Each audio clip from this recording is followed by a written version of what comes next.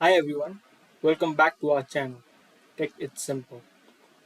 Today I'm going to be showing you how to create your Outlook account. Watch the video till the end to learn how, and press the subscribe button and turn on the notifications to never miss another upload from us. In order to create an Outlook account, you will need a browser.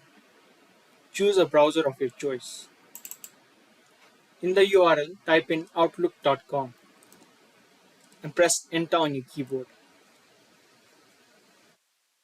After you press enter, the official website of Outlook will load.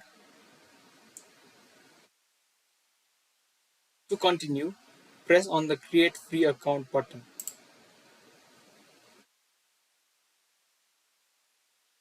Now create in your new email.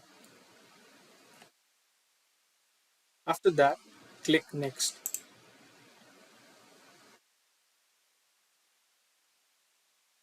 Now you will need to create a password. Make sure the password is strong. You can press the Show Password button to confirm your password. After that, press Next. Type in your first name along with your last name. Click on Next. Select your country and your date of birth.